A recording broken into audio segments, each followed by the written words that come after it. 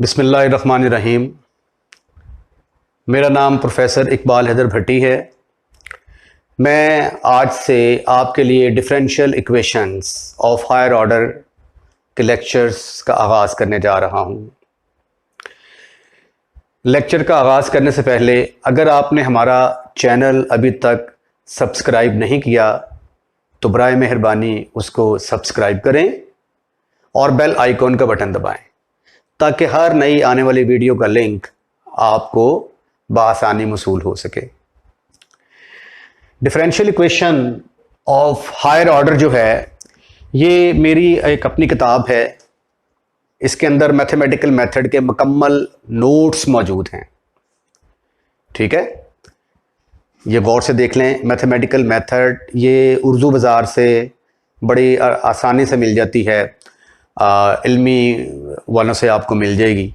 ठीक है, तो इस किताब के मुताबिक ये जो इस बुक से मैं करवाऊंगा इसके मुताबिक ये चैप्टर नंबर 9 है। अगर आप मैथमेटिकल मेथड को फॉलो करेंगे तो मैथमेटिकल मेथड के मुताबिक ये चैप्टर नंबर 10 है। तो इसलिए मैंने हेडिंग दिया है चैप्टर नंबर 9, क्योंकि मैंने इसको अपनी बुक से करवाना है।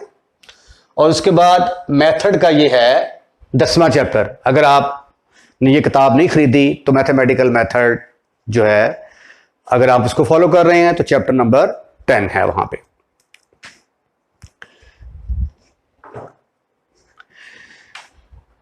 Differential equation of higher order. Higher order किसको कहते हैं? मसलन ये देखें, मैं y is a function of x, इसको एक दफा डिफरेंशिएट करता हूं तो ये आ जाता है dy बाई dx। इसको एक दफा डिफरेंशिएट किया है तो इसका ऑर्डर 1 होगा। जब इसको मैं 2 दफा डिफरेंशिएट कर दूंगा तो इसका ऑर्डर 2 आ जाएगा। जब इसको मैं 3 दफा डिफरेंशिएट कर दूंगा तो इसके ऑर्डर 3 हो जाएगा, एंड सो ऑन।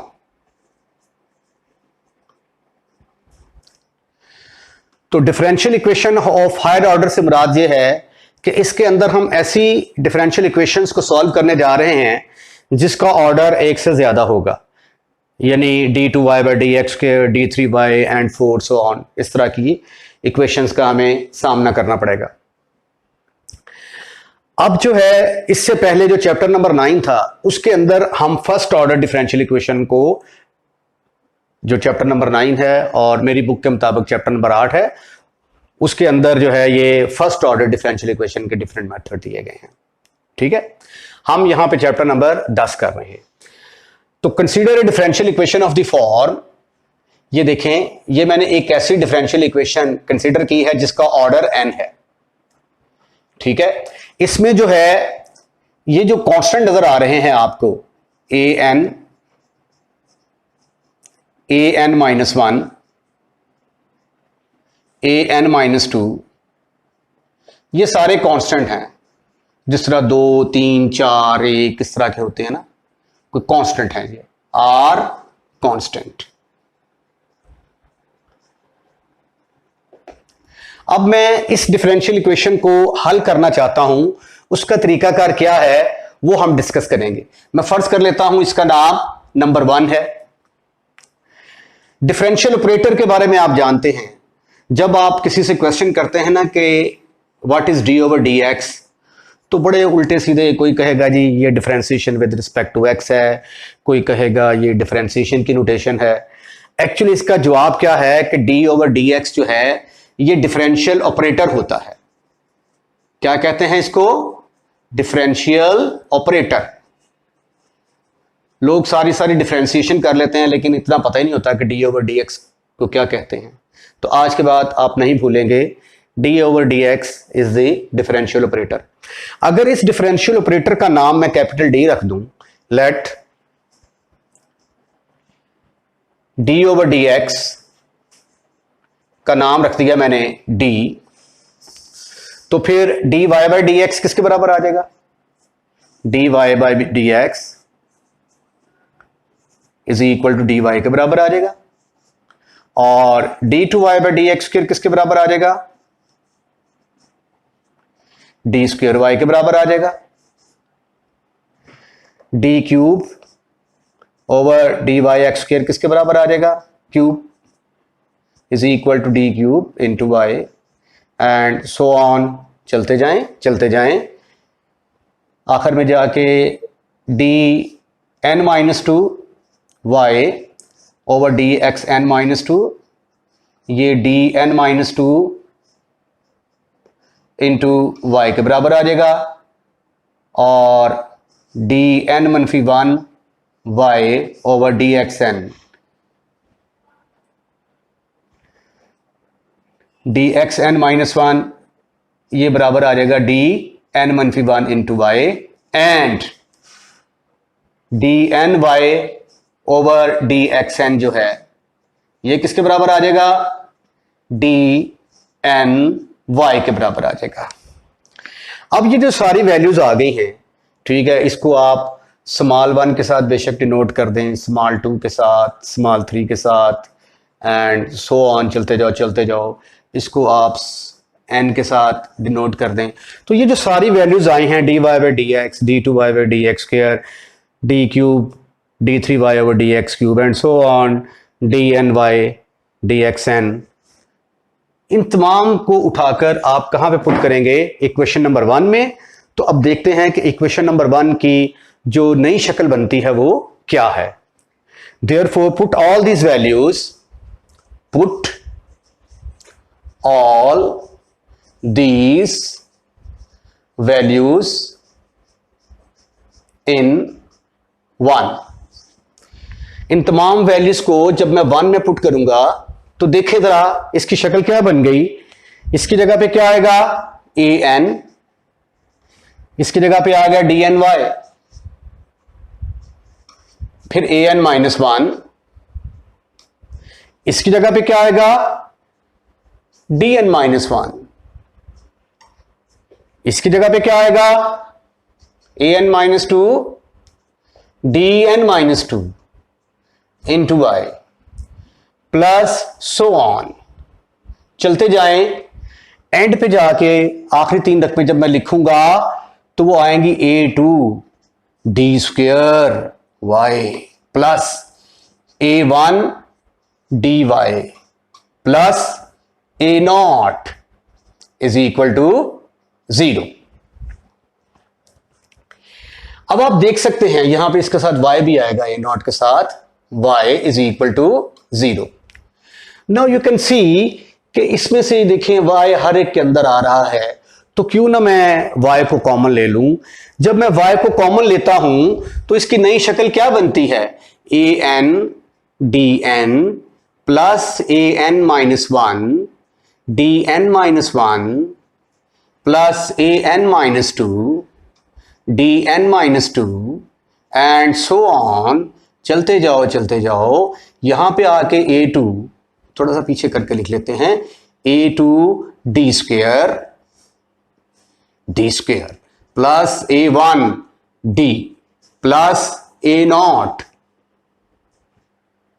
और y जो है वो कॉमन निकल आया, y is common from here. अब ये देखें ये सारी डी वाली रकमें हैं, इसके अंदर भी डी है, इसके अंदर भी डी है, इसके अंदर भी डी है। जब ऐसे रकमें होती हैं, ये देखें एक्स क्यूब है प्लस 3x स्क्वायर है प्लस 5x है प्लस 6x है प्लस 1 इज इक्वल टू 0, इसको हम क्या कहते हैं कि ये f ऑफ x का फंक्शन है।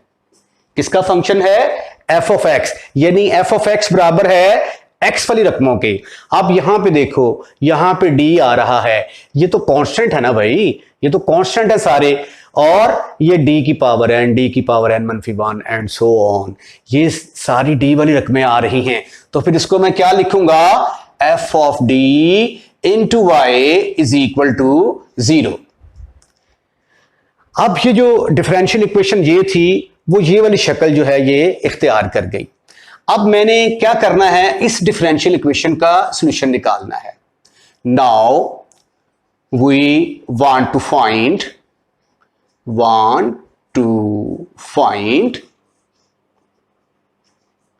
द सॉल्यूशन ऑफ 2 विथ, एक बात याद रखें कि जितना इक्वेशन का ऑर्डर होता है उसके अंदर उतने ही आर्बिट्रेरी कांस्टेंट होते हैं। अगर एक इक्वेशन ऑर्डर 2 की है, जब आप उसको सॉल्व करेंगे तो उसके अंदर 2 आर्बिट्रेरी कांस्टेंट आएंगे। अगर उसका ऑर्डर 3 होगा तो उसके अंदर 3 आर्बिट्रेरी कांस्टेंट आएंगे। अब चूंकि हमने जो इक्वेशन कंसीडर की है, इस इक्वेशन का ऑर्डर n है, तो लिहाजा इसके अंदर कितने आर्बिट्रेरी कांस्टेंट आएंगे? n arbitrary constant आएंगे। Now we want to find the solution of 2 with n arbitrary constant.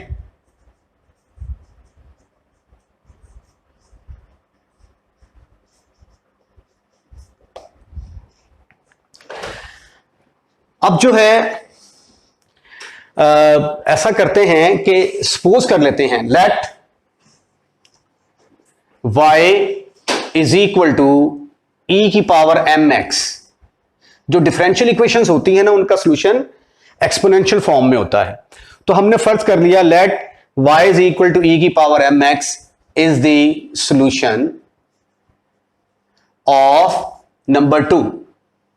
तो अब हम क्या करेंगे कि हमने ये सॉल्यूशन सपोज कर लिया है y is equal to e की पावर mx। अब m की कीमतें निकालेंगे, वो कीमतें निकाल के यहां पे पुट कर देंगे तो हमारा आंसर निकल आएगा। अब ये देखें, y की जगह पे f of d into y की जगह किसने ले ली? e की पावर mx ने ले ली, इज इक्वल टू 0। ओके, अब f ऑफ d किसके बराबर था? f ऑफ d तो इसके बराबर था।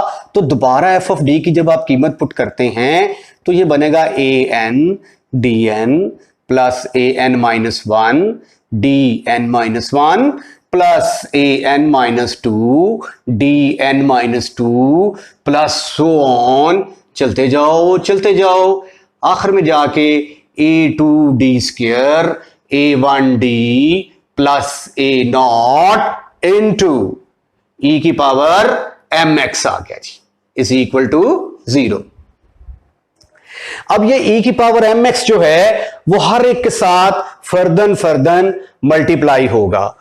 ये देखें अगले स्टेप में मैं an dn e की power mx plus an minus 1 dn minus 1 e की power mx plus an minus 2 dn minus 2 e की पावर mx। ये जरब खा रहा है हर एक के साथ, प्लस सो ऑन, चलते जाओ a2 d स्क्वायर e की power mx plus a1 d e की पावर mx, और फिर a0 के साथ ये मेरे ख्याल आउट ऑफ फोकस हो जाएगा, ये 2 रकमें नीचे लिख देता हूं मैं, प्लस a1 d e की power m of x plus a0 e की power m of x e की power mx is equal to 0 के इक्वल आ गया। अब मैंने करना क्या है, अब मैंने dn e की पावर mx की वैल्यू निकालनी है, dn माइनस 1 e की पावर mx की वैल्यू निकालनी है। ये तमाम वैल्यूज निकालूंगा। उससे पहले मैं ये सपोज कर लेता हूं कि ये जो मेरी इक्वेशन है इसका नाम है नंबर 3।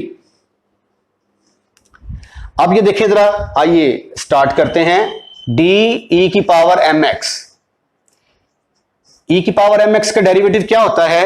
e की पावर mx, और mx को दोबारा करेंगे तो x का 1 साथ m आ जाएगा। डिफरेंशिएशन तो आती है ना, आनी चाहिए। Differentiation and integration are very important in order to learn the differential equations.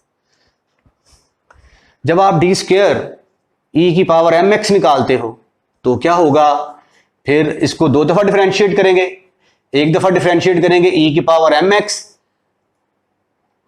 तो m आया साथ, तो जब दोबारा करेंगे e की पावर mx फिर m आएगा, वो m और ये m मिलके m स्क्वायर बन जाएंगे। इसी तरह d क्यूब जो है e की power mx m cube e की पावर mx के बराबर आ जाएगा, एंड सो ऑन, चलते जाओ आखिर में जाके d की पावर n माइनस 2 e की power mx will be equal to m की power n minus 2 into e की पावर mx, फिर d n माइनस 1 e की पावर mx, ये किसके बराबर आएगा? m की power n minus 1 into e की power mx, and the last one dn e की power m x will be equal to m की पावर एन इंटू ई की पावर एम एक्स। अब ये जो वैल्यूज आई हैं, इन वैल्यूज को उठाकर मैं इक्वेशन नंबर 3 के अंदर पुट करता हूं। ये जो वैल्यूज जो मैंने आपको कहा कि ये जो वैल्यूज मैंने निकाली हैं, इन तमाम वैल्यूज को मैं अब क्या करने जा रहा हूं, इक्वेशन नंबर 3 के अंदर पुट करने जा रहा हूं। ये 3 जो है, देयरफॉर 3 becomes an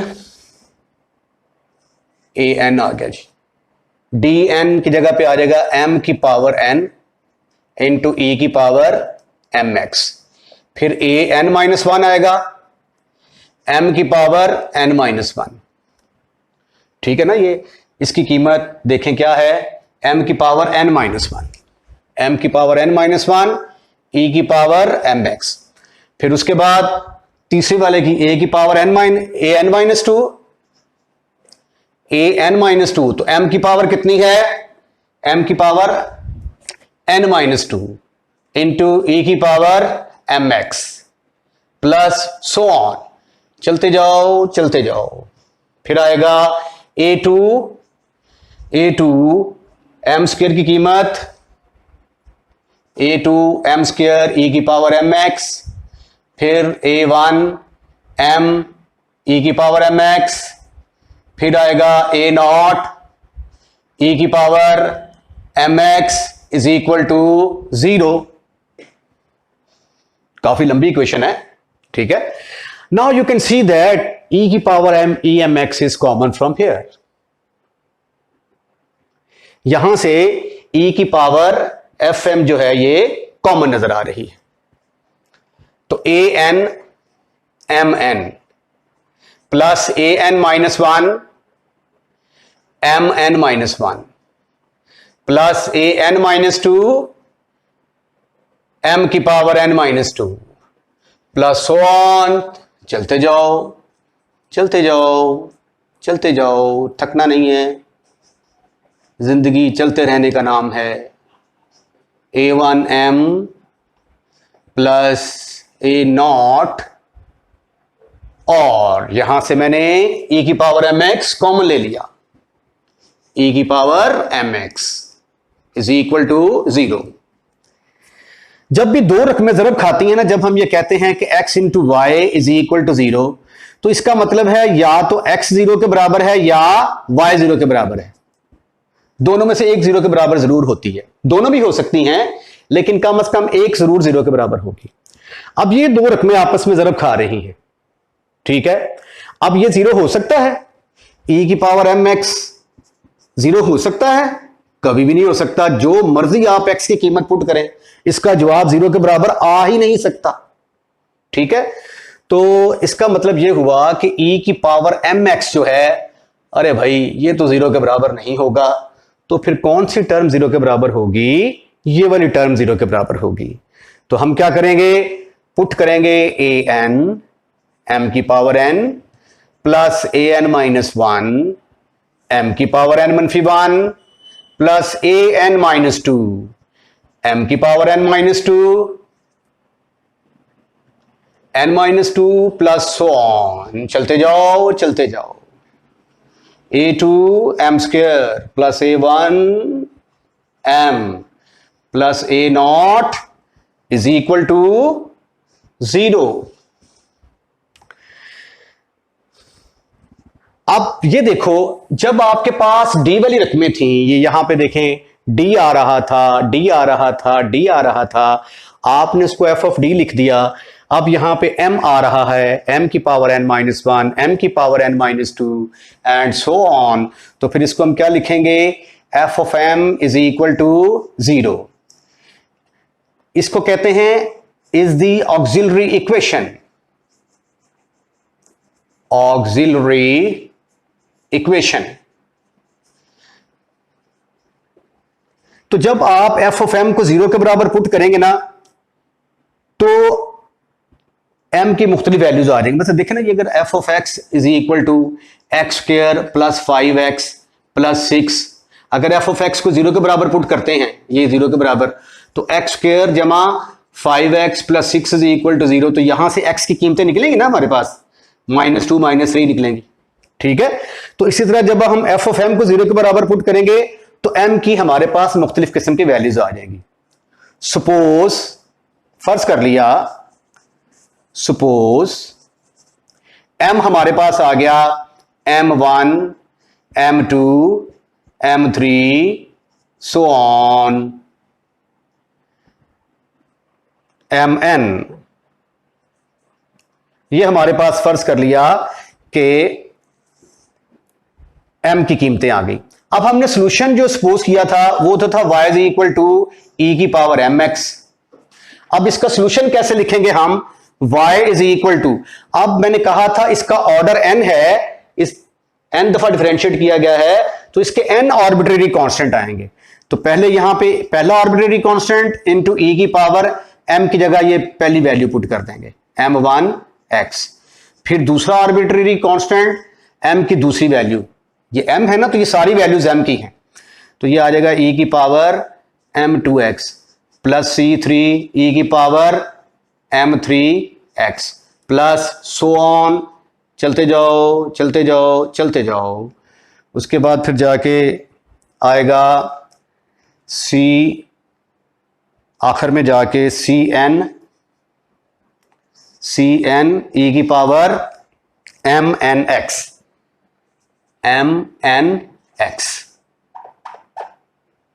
तो ये जो है ये आपका जो है ये जो गिवन डिफरेंशियल इक्वेशन थी उसका सॉल्यूशन निकल आया। अब यहां पे m जो है जब आप क्वेश्चंस को हल करेंगे तो m जो है वो डिफरेंट फॉर्म में होगा। आपके रूट्स इक्वल की भी आ सकते हैं, डिफरेंट भी आ सकते हैं, आयोटा वाले भी आ सकते हैं। ठीक है, उनको सॉल्व करने का क्या तरीका है ये हम अब डिस्कस करते हैं थोड़ी देर बाद। अब हम जो है मैं 3 नोट लिखवाता हूं आपको कि अगर m की वैल्यूज जिस तरह की होंगी उसके मुताबिक हम सॉल्यूशन लिखा करेंगे। नोट है very very important, very very important. पहला है कि हो सकता है कि m की वैल्यूज डिफरेंट आ जाएं, एक वैल्यू 2 आ गई, एक 3 आ गई, एक 4 आ गई, तो जाहिर है कि 3 आंसर हैं तो डिफरेंशियल इक्वेशन का ऑर्डर 3 होगा। इसका सॉल्यूशन लिखने का तरीका पता क्या होगा, पहले एक आर्बिट्रेरी कांस्टेंट लें c1 e की पावर, सॉल्यूशन है ना हमारा y is equal to e की पावर mx, तो m की जगह पे पहले 2 पुट कर दिया, फिर m की जगह पे 3 पुट कर दिया और फिर m की जगह पे 4 पुट कर दिया। ठीक है, अगर आप इसको पहले लिख दें इसको बाद में तो इससे कोई फर्क, तरतीब से कोई फर्क नहीं पड़ता, आंसर ठीक होता है। एक और एग्जांपल देखें, फर्ज किया कि m मेरे पास आ जाता है 1 -1 2 -2, तो फिर सॉल्यूशन किस तरह का होगा, c1 e की power x plus c2 e की पावर -x आ जाएगा प्लस c3 e की power 2x plus c4 e की पावर -2x आ जाएगा। ये c1 c2 c3 की जगह पे आप a b c भी इस्तेमाल कर सकते हैं, a e की पावर x, b e की पावर -x, c e की पावर 2x, d e की पावर -2x। ठीक है, ये कांस्टेंट हैं, ये चाहे आप c1 c2 c3 इस्तेमाल करो, a1 a2 a3 इस्तेमाल करो, क्योंकि कांस्टेंट c से शुरू होता है इसलिए मैं c1 c2 c3 इस्तेमाल करता हूं, या मैं capital A capital B capital C जो है ना ये भी आप इस्तेमाल कर सकते हैं। It is all depend upon your मर्जी। दूसरा नोट है कि हो सकता है कि ये कुछ वैल्यूज रिपीट हो जाएं, बस फर्ज किया कि ये 2 रिपीट हो गई हैं और एक जो है वो डिफरेंट है। अगर रिपीट हो जाएंगी तो सॉल्यूशन लिखने का तरीका ये होगा, y is equal to c1 पहला एक आर्बिट्रेरी कांस्टेंट, अब ये दोनों वैल्यूज है ना तो अब दोनों को अलग-अलग तो हम लिख नहीं सकते ऐसे, c1 e की power 2x plus c2 e की पावर 2x, तो जब हम c1 प्लस c2 e की पावर 2x कॉमन लेंगे तो 2 आर्बिट्रेरी कांस्टेंट को जमा करेंगे तो एक आर्बिट्रेरी कांस्टेंट आएगा, तो आंसर तो हमारे पास फिर एक ही आया ना, लेकिन हमें 2 चाहिए। तो इसका तरीकाकार फिर ये है कि पहले के साथ c1 लगा दिया, दूसरे के साथ x लगा दिया, फिर बाद में लिखेंगे e की पावर 2x, c3 e की पावर 3x। अगर फर्ज किया कि ये रिपीट हो जाते हैं 3 दफा, 2 2 2 2 2 2 2 2, तो सोल्यूशन लिखने का तरीका क्या होगा फिर? Then y is equal to c1 plus c2x plus c3 x square e की पावर 2x एंड एक्सेट्रा वगैरह वगैरह। अब तीसरा केस जो है ये बड़ा इंटरेस्टिंग है। अगर आपके रूट्स आ जाते हैं p plus minus iota Q जैसे आ जाते हैं, इमेजिनरी आ जाते हैं, फर्ज किया कि 2 प्लस माइनस 3 आयोटा आ गया जी, ठीक है, इमेजिनरी रूट्स आ गए। अब इसका जरा देखें, ये मैं एक छोटा सा पहले आर्टिकल टाइप करता हूं, उसके बाद फिर आपको डायरेक्ट आपने कैसे याद रखना है उसका तरीका बताऊंगा मैं आपको। ये देखें y बराबर आ गया, पहले तो लिखें e की पावर 2 प्लस 3 आयोटा x, ठीक हो गया। इसके साथ मैंने आर्बिट्रेरी कांस्टेंट c1 लगा दिया, c2 e की पावर 2 मनफी 3 आयोटा x आ गया। अब इसको मैंने सिंप्लीफाई करना है। अब ये देखें, it can be converted into 2 टोटास, एक में आ जाएगा टोटास मीन 2 हिस्से, 2x e की पावर 3 आयोटा x। ओके, इसको क्या लिखा जा सकता है? c2 e की पावर 2x मनफी 3 iota x। Now you can C e की power 2x is common from these two, common निकलता है, कॉमन ले लेते हैं, तो y इज इक्वल टू किसके बराबर आया? e की पावर 2x कॉमन, ब्रैकेट के अंदर मुझे मिल गया c1 e की power 3 iota x plus c2 e की पावर मनफी 3 आयोटा x। इसको हम कहते हैं exponential form of complex number. e की power iota theta complex number में बराबर होता है cos of theta plus iota sine theta. अगर आपको नहीं पता तो याद रखें, e की power iota theta cos theta plus iota sine theta के बराबर होगी, और अगर माइनस होगा तो दरमियान में माइनस आएगा, cos of theta minus iota sine of theta. तो अब यहां पे 3 आयोटा x है, तो ये किसके बराबर आ जाएगा? e की power 2x c1 cos of 3x plus iota sine of 3x, और इसकी जगह पे क्या आएगा? c2 cos of 3x minus iota sine of 3x, bracket close. अब देखें ये कॉस वाली रकमें हैं, तो कॉस वाली रकमों को इकट्ठा कर लो, साइन वाली रकमों को इकट्ठा कर लो, c1 cos of 3x c2 cos of 3x, तो कॉस ऑफ 3x तो कॉमन आ गया, ब्रैकेट के अंदर आ गया c1 plus c2 cos of 3x plus c1 minus iota c2, साथ आ गया साइन ऑफ 3x। अब मैं फर्दर सपोज करता हूं कि लेट c1 जमा c2 का नाम मैं कैपिटल A रख लेता हूं, और c1 माइनस आयोटा c2 का नाम कैपिटल B रख लेता हूं, तो इसका सॉल्यूशन फिर आ गया e की power 2x a cos of 3x plus b sine of 3x। ये आ गया जी सॉल्यूशन। अब आपने इसको याद कैसे रखना है? ये देखिए, शुरू में हमने जब किया था तो 2 प्लस माइनस 3 आयोटा आया था, तो आयोटा से जो पहले वाली रकम है वो e की पावर में चली जाएगी, ये बन गया e की पावर 2x। उसके बाद एक आर्बिट्रेरी कांस्टेंट लगा के एक दफा उसके साथ कॉस लगा दें, अगर 3 है तो 3x, 4 है तो 4x, 5 है तो 5x, प्लस एक के साथ आप साइन लगा दें। मसलन इफ m बराबर आ जाता है p plus minus iota q, तो इसका सॉल्यूशन फिर क्या होगा? आयोटा से पहले क्या आता है? p e की पावर px। अब ये q है, ये cos के साथ लग जाएगा, a cos ऑफ qx, और फिर साइन के साथ लग जाएगा, तो ये 3 किस्म के जो है ना ये m की वैल्यूज आएंगी, और सोल्यूशन कैसे निकालने हैं उसका तरीका मैंने आपको बता दिया है। अब बाकी इंशाल्लाह ताला प्रैक्टिस हम एक्सरसाइज के सवालों में करेंगे। तो कल मैं इसकी एक्सरसाइज का आगाज़ करूंगा। अपना ख्याल रखिएगा। अल्लाह हाफिज़।